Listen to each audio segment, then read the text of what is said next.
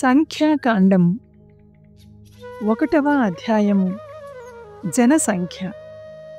ఇశ్రాయేలీయులు ఐగుప్తు వీడి వచ్చిన 2వ ఏట 2వ నెల మొదటి రోజున సీనాయి ఎడారి సీమయందు యావే సమావేశపు గుడారమున మోషేతో మాటలాడుచు ఇట్లనెను: ఇశ్రాయేలు సమాజము జనసంఖ్య వ్రాయింపుము. వంశముల వారీగా, గోత్రముల వారీగా మగవారినందరినీ గణింపుము. నీవు అహరోను కలిసి 20 ఏండ్లకు పైబడి యుద్ధమున పాల్గొనుటకు సమర్థులైన మగవారినందరినీ లెక్కింపుడు. కనుక ప్రతి గోత్రము నుండి కుటుంబపు పెద్దనొకనిని ఎన్నుకొనుము. అట్లు ఎన్నుకొనవలసిన వారి పేర్లివి. జనాభా నాయకులు. రూబేను గోత్రము నుండి షెదేయూరు కుమారుడు ఎలీసూరు. షిమ్యోను గోత్రము నుండి సూరేషద్దయి కుమారుడు షెలుమీయేలు. యూదా గోత్రము నుండి అమ్మినాదాబు కుమారుడు నహషోను. ఇస్సాఖారు గోత్రము నుండి సూవారు కుమారుడు నెతనేలు. సెబూలూను గోత్రము నుండి హేలోను కుమారుడు ఎలీయాబు. యోసేపు కుమారులు ఎఫ్రాయిము గోత్రము నుండి అమ్మీహూదు కుమారుడు ఎలీషామా. మనష్షే గోత్రము నుండి పెదాహుసూరు కుమారుడు గమలీయేలు. బెన్యామీను గోత్రము నుండి గిద్యోని కుమారుడు అబీదాను. దాను గోత్రము నుండి అమ్మీషద్దయి కుమారుడు అహియేసేరు. ఆషేరు గోత్రము నుండి ఓక్రాను కుమారుడు ఫగియేలు. గాదు గోత్రము నుండి దెయూవేలు కుమారుడు ఎలియాసావు. నఫ్తాలి గోత్రము నుండి ఏనాను కుమారుడు అహీరా. వీరందరూ ఇశ్రాయేలు సమాజమున పేరు మోసిన పెద్దలు, ఇశ్రాయేలు వంశములకు అధిపతులు, ఇశ్రాయేలు సైన్యములకు నాయకులు. మోషే అహరోను పైని పేర్కొనిన పెద్దలను పిలిపించి 2వ నెల మొదటి రోజున ఇశ్రాయేలు సమాజమును సమావేశపరచిరి. ప్రజలందరినీ వంశముల వారిగా, కుటుంబముల వారిగా గణించిరి. 20 ఏండ్లకు పైబడి యుద్ధమున పాల్గొనుటకు సమర్థులైన మగవారి పేర్లన్నీయూ నమోదు చేసిరి. యావే ఆజ్ఞాపించినట్లే మోషే సీనాయి ఎడారి యందు జనసంఖ్యను నిర్ణయించెను. జనసంఖ్య. యాకోబు పెద్ద కుమారుడగు రూబేనుని గోత్రముతో ప్రారంభించి 20 ఏండ్లకు పైబడి యుద్ధమున పాల్గొనుటకు సమర్థులైన మగవారి పేర్లన్నీయూ వంశముల వారిగా, గోత్రముల వారిగా నమోదు చేయబడెను. అట్లు నమోదు చేయబడిన వారి సంఖ్య రూబేను గోత్రం నుండి 46,500. షిమ్యోను గోత్రము నుండి 59,300. గాదు గోత్రము నుండి 45,650 మంది. యూదా గోత్రము నుండి 74,600. ఇస్సాఖారు గోత్రము నుండి 54,400. యూదా గోత్రము నుండి 74,600. ఇస్సాఖారు గోత్రము నుండి 54,400. సెబులూను గోత్రము నుండి 57,400. ఎఫ్రాయిము గోత్రము నుండి 40,500. మనష్షే గోత్రము నుండి 32,200. బెన్యామీను గోత్రము నుండి 35,400. దాను గోత్రము నుండి 62,700. ఆషేరు గోత్రము నుండి 41,500. నఫ్తాలి గోత్రము నుండి 53,400. మోషే అహరోను ఇశ్రాయేలు గోత్రముల నుండి ఎన్నుకోబడిన 12 పెద్దలు కలిసి లిఖించిన సంఖ్యలివి. 20 ఏండ్లకు పైబడి యుద్ధమున పాల్గొనుటకు సమర్థులైన మగవారి పేర్లన్నీయు వంశముల క్రమముగా లిఖింపబడెను. వారి మొత్తము జనసంఖ్య 60,03,580. లేవీయులు మాత్రము పై లెక్కలో చేరలేదు. లేవీయుల విధులు. యావే మోషేతో లేవీయుల జనసంఖ్య వ్రాయవలదు, వారి పేర్లను నమోదు చేయవలదు. సాక్ష్యపు గుడారమును దాని సామగ్రిని కాపాడుటకు వారిని నియమింపుము. వారు గుడారమును దాని పరికరములను మోసికొని రావలెను. ఆ గుడారమున పరిచర్య చేయుచు దాని చుట్టూ తమ గుడారములు కట్టుకోవలెను. ప్రయాణము చేయవలసినప్పుడెల్లా లేవీయులే గుడారమును విప్పవలెను. గుడారమును మరల పన్నవలసినప్పుడెల్లా లేవీయులే ఆ పనికి పూనుకోవలెను. అన్యులెవరైనా దాని చెంతకు వచ్చెదరేని ప్రాణములు కోల్పోవుదురు. మిగిలిన ఇశ్రాయేలీయులందరూ గుంపులు గుంపులుగా కూడి ఒక్కొక్కరు తమ వర్గముతో తమ జెండాతో గుడారములు నిర్మించుకోవలెను. లేవీయులు మాత్రము సాక్ష్యపు గుడారము చుట్టూ తమ గుడారములు పాతుకోవలెను.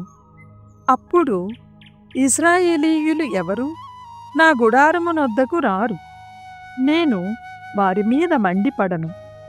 లేవీయులే సాక్ష్యపు గుడారమునకు కావలి కాయువారు అని చెప్పెను.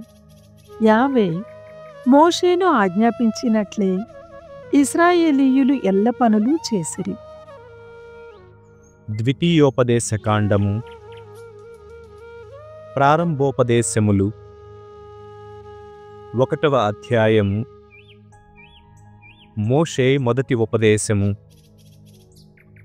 ఇశ్రాయేలీయులు యోర్దాను నదికి తూర్పు వైపున ఎడారి యందు వసించుచుండగా మోషే పలికిన పలుకులివి.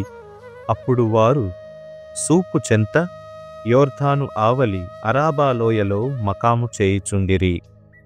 వారికి ఒకవైపున పారాను, మరి ఒక వైపున టోఫెలు, లాబాను, హసేరోతు, దీసహాబు నగరములు కలవు. హోరేబు నుండి సెయీరు కొండ మీదుగా కాదేషు బార్నెయాకు 11 రోజులు పట్టును. ఇశ్రాయేలీయులు ఐగుప్తు నుండి వెడలి వచ్చిన 40వ ఏడు 11వ నెల మొదటి రోజున ప్రభు ఆజ్ఞాపించిన సంగతులన్నీయు మోషే వారికి ఎరిగించెను. అప్పటికే మోషే హెష్బోనున పరిపాలనము చేయు అమోరియా రాజు సీహోనును, అష్టారోతు ఎద్రెయి నగరములలో పరిపాలనము చేయు బాషాను రాజు ఓగును ఓడించియుండెను. ప్రజలు యోర్దానునకు తూర్పు దిశన మోవాబు మైదానమున వసించుచుండగా మోషే ఈ ఉపదేశమును వినిపించెను. హోరేబు వద్ద తుది పలుకులు. మనము హోరేబు వద్ద నివసించుచుండగా ప్రభువు మనతో, మీరు ఈ కొండ యొద్ద చాలా కాలము మకాము పెట్టితిరి. ఇక గుడారములెత్తి పయనము కట్టుడు. మీరు అమోరీయుల మన్నెమునకు, అరాబా చుట్టుముట్టుగల ఎడారియందు, పీఠభూములయందు, లోయ దక్షిణ ప్రాంతములందు, మధ్యధర సముద్ర తీరమునందు వసించు జనుల కడకుకొండు. నెగేబునకు, కనాను దేశమునకు, లెబానోను మండలమున యూఫ్రటీసు మహానది వరకు పొండు. ప్రభుడనైన నేను ఆ నేలను పితరులగు అబ్రహాము, ఈసాకు, యాకోబులకు వారి సంతానమునకు ధారాదత్తము చేయుదునని వాగ్దానము చేసి తిని, మీరు వెళ్ళి ఆ దేశమును స్వాధీనము చేసుకొనుడు అనెను. మోషే ఇట్లు పలికెను, నేనొక్కడనే బరువు మోయజాలను. ప్రభు కృప వలన మీరు ఆకాశమునందలి చుక్కల వలె లెక్కకందని రీతిగా వ్యాప్తి చెందితిరి. అతడు మిమ్మింకను 1000 రెట్లు అధికముగా విస్తరిల్లజేయునుగాక. తన మాట చొప్పున మిమ్ము దీవించుగాక. కాని నేనొక్కడనే ఎలా మీ బరువు మోయగలను? మీ జగడములను ఎట్లు తీర్పగలను? మీ గోత్రముల నుండి వివేకము విజ్ఞానమును గల అనుభవశాలులను ఎన్నుకొనుడు. నేను వారిని మీకు పెద్దలనుగా నియమింతును అని చెప్పితిని. నేను చెప్పినట్లు చేయుటకు మీరు ఒప్పుకొంటిరి. కనుక నేను మీ గోత్రముల నుండి వివేకము అనుభవము కలవారిని ఎన్నుకొని మీకు పెద్దలనుగా నియమించితిని. వారు మీలో 1000 మందికి 100 మందికి 50 మందికి 10 మందికి నాయకులైరి. ఇంకను మీ గోత్రములకు అధికారులను కూడా నియమించితిని. అప్పుడే నేను మీ న్యాయాధిపతులతో, మీరు ప్రజల తగవులను జాగ్రత్తగా వినుడు. స్వజాతీయుల జగడములను గాని మీతో కలిసి వసించు విజాతీయుల జగడములను కాని న్యాయసమ్మతముగా పరిష్కరింపుడు. మీరెవరి ఎడలను పక్షపాతము చూపింపవలదు. అధికునకు అల్కునకు ఒకే రీతిని తీర్పు చెప్పుడు. ఎవరికిని భయపడకుడు. మీ నిర్ణయములు దేవుని నిర్ణయములు. ఏ వివాదమైనా మీకు తెగనిచో నా యొద్దకు కొనిరండు. నేనే దానిని తీర్తును అని చెప్పితిని. అదే సమయమున మీరు చేయవలసిన ఇతర కార్యములను ఆదేశించితిని. కాదేషు వద్ద ఇశ్రాయేలీయుల అవిశ్వాసము. మనము హోరేబు నుండి బయలుదేరితిమి. మీరెల్లరును కన్నులారా చూచిన ఆ విశాలమైన భయంకరమునైన ఎడారికుండా పయనించితిమి.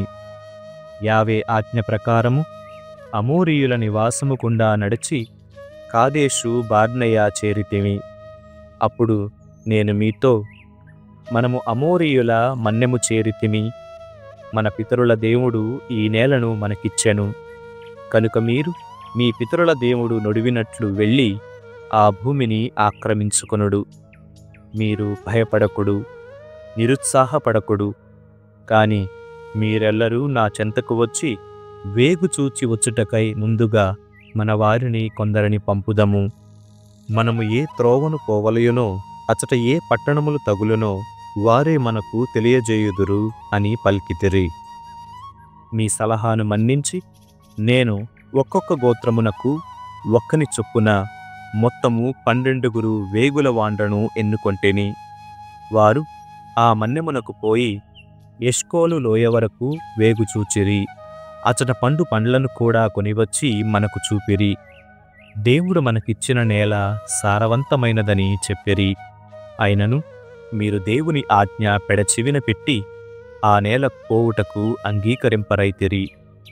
మీరు గొనుగుచు ప్రభువునకు మనమనిన గిట్టదు. కనుకనే అతడు మనలను ఐగుప్తు నుండి తోడ్కొని వచ్చి ఈ అమోరీయుల వశము చేసి వారిచే చంపింపనున్నాడు. మనము అక్కడికి పోనేలా అట వసించు ప్రజలు మనకంటెను బలశాలురనియు ఆజానుబాహులనియు వారి పట్టణ ప్రాకారములు ఆకాశమునంటుచున్నవనియు అక్కడ రాక్షసులు వసించుచున్నారనియు మన వేగుల వాండ్రు చెప్పగా వింటిమి. ఈ వార్తలు వినగా మన గుండె నీరగుచున్నది అని సణుగుకొంటిరి. నేను మిమ్ము హెచ్చరించుచు వారిని గూర్చి మీరు భయపడవలదు. మిమ్ము నడిపించు ప్రభువే మీ పక్షమున పోరాడును. అతడు ఐగుప్తున మీ కోపు తీసుకోలేదా? మీరు ఎడారి గుండా పయనించి ఇచ్చటికి చేరినప్పుడు త్రోవ పొడుగున ప్రభువు మీకు బాసటయ్యుండెను. తండ్రి కుమారుని వలె అతడు మిమ్ము మోసుకుని వచ్చెను అని పలికితిని.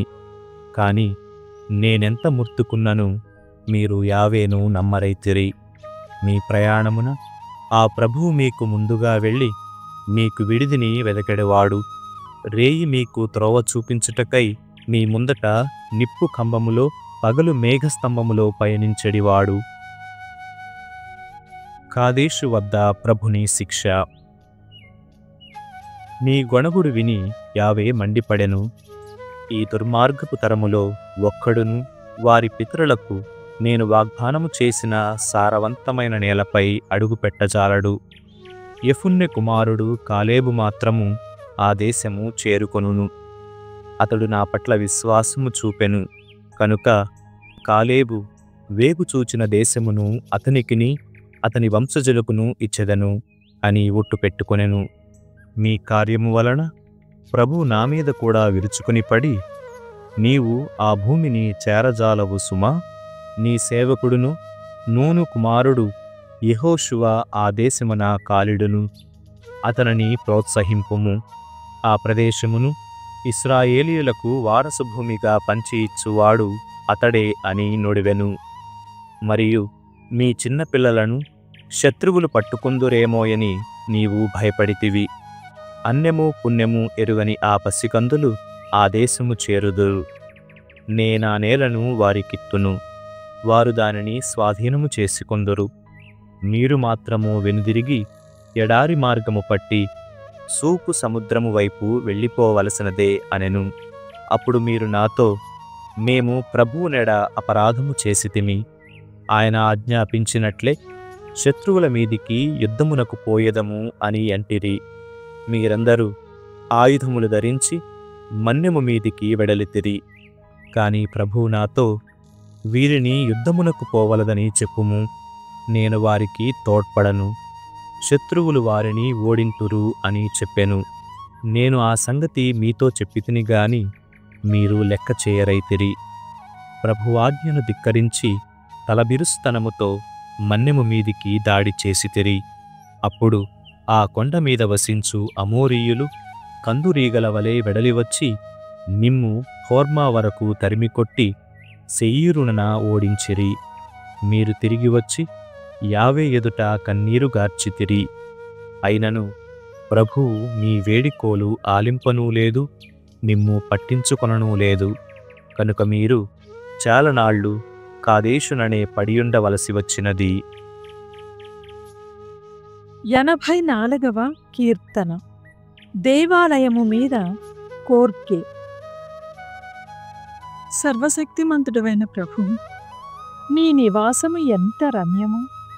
నేను ప్రభువు మందిరావరణములను దర్శింపవలెనని ఉవ్వుళ్ళూరుచున్నాను, తప్పించుపోవుచున్నాను.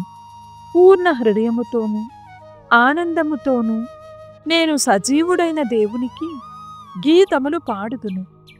నా దేవుడవును నా రాజువును సర్వశక్తిమంతుడవైన ప్రభువు, నీ బలిపీఠము వద్ద పిచ్చుకలు గూడు కట్టుకొన్నవి, వాన కోయిలలు కూడా పిల్లలు చేయుటకు గూడు పెట్టుకొన్నవి. నీ మందిరమున వసించుచు ఎల్లవేళలా నిన్ను స్తుతించువారు ధన్యులు. నీ వలన బలము పొంది నీ దేవాలయమునకు యాత్ర చేయుగోరువారు ధన్యులు. వారు ఎండిన లోయగుండా పయనము చేసి దానిని చెలమల తావుగా మార్చుదురు. తొలకరి వానలు దానిని మడుగులతో నింపును. వారు పయనించిన కొలది అధిక బలమును బడయుదురు. సియోను దేవాధిదేవుని దర్శింతురు. సర్వశక్తిమంతుడవైన దేవా, నా వేడుకోలును ఆలింపుము. యాకోబు దేవా, నా మొర వినుము. మాకు రక్షకుడవైన దేవా, మాపై నీ దృష్టి నిలుపుము. నీవు అభిషేకించిన అతన్ని కటాక్షింపుము. అన్యుల ఎండ్లలో 1000 నాళ్లు గడిపిన దానికంటే నీ మందిరమున ఒక్కరోజు వసించుట మేలు. దుష్టుల ఇళ్లలో నివసించుట కంటే నా దేవుని మందిరమున ద్వారపాలకుడనుగా ఉండుట మెరుగు. ప్రభువు మనకు సూర్యుడు, కవచము వంటివాడు. అతడు మనకు కృపను కీర్తిని దయచేయును. ధర్మవర్తనులుగా మనువారికి అతడు ఎట్టి శుభములను నిరాకరింపడు. దళములకధిపతివైన దేవా, నిన్ను నమ్మువారు ధన్యులు.